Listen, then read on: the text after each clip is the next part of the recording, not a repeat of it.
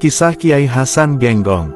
Kiai Hasan Genggong merupakan seorang ulama dari para wali dan seorang wali dari para ulama. Beliau pemilik pengetahuan yang sempurna, arif kamil, dalam sufisme dan marifat. Ia dianggap sebagai sumber mata air kemursyidan, berkahnya menembus seluruh umat di masanya. Dulu dalam suatu majelis, Habib Ali Kuitang pernah berjumpa dengan Kiai Hasan Genggong.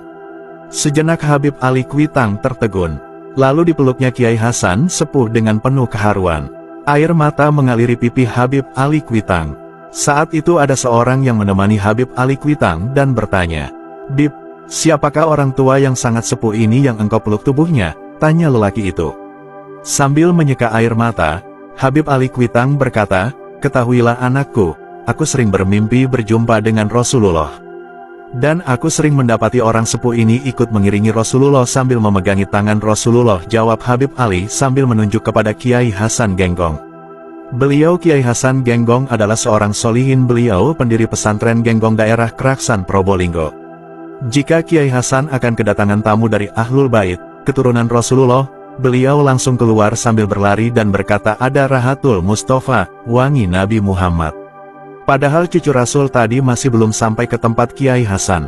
Di antara keramat Kiai Hasan Genggong adalah cerita datangnya seorang tamu yang menyewa sebuah mobil dengan seorang sopir Habib. Cuma ceritanya tamu yang menyewa itu tidak mengetahui kalau supir tersebut adalah seorang Habib. Kiai Hasan berkata kepada anak-anaknya, "Ayo rapikan kamar, kita mau kedatangan Habib." Setelah orang itu datang ke rumah Kiai Hasan, beliau bertanya, "Mana sopirmu?" "Sopir saya tidur Kiai." "Di mana tidurnya?" "Di mobil Kiai." "Saya mau dekati sopir itu, boleh minta izin?" Setelah mendapatkan izin, Kiai Hasan Genggong mendekati mobil sang tamu. "Habib, bangun Bib," pinta Kiai Hasan. Sang sopir itu jelas kaget karena selama ini tidak ada yang memanggilnya Habib. Bila Kiai Hasan ditanya oleh orang lain tentang bagaimana cara mengetahui kalau sopir itu adalah Habib, beliau selalu menjawab begini, "Saya tahu karena bau keringatnya adalah bau keringat Kanjeng Nabi Muhammad." Subhanallah, diceritakan pula ketika zaman Al-Habib Ali bin Muhammad bin Husain Al-Habsyi Seiwun, pengarang Maulid Simtud Durar. Ada seorang aulia Allah bernama Al-Habib Abdul Qadir bin Qutban As-Segaf.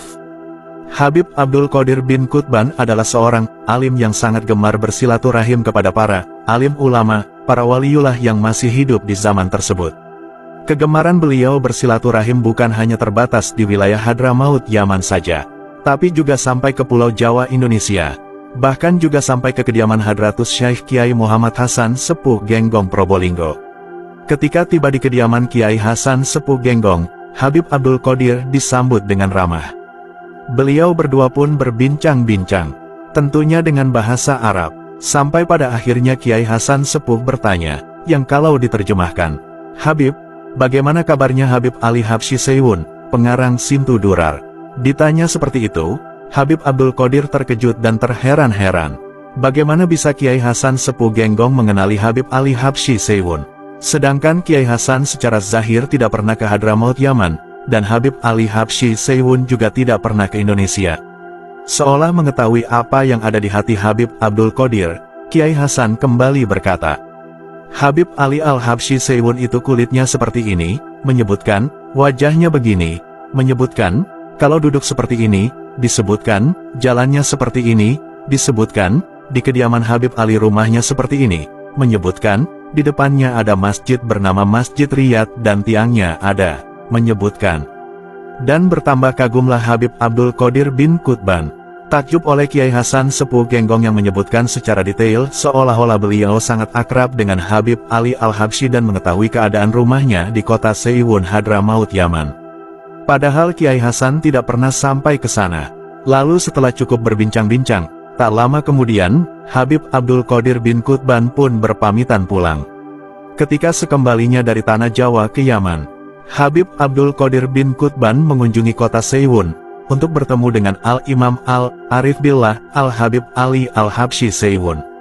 Ketika sudah sampai di kediaman Habib Ali Habsyi dan berhadapan dengan beliau, di tengah-tengah perbincangan, Habib Ali Al-Habsyi bertanya, "Wahai Sayyid Abdul Qadir, apakah di Jawa engkau bertemu dengan seorang syekh bernama Hasan Jawi?" Jawa maksudnya.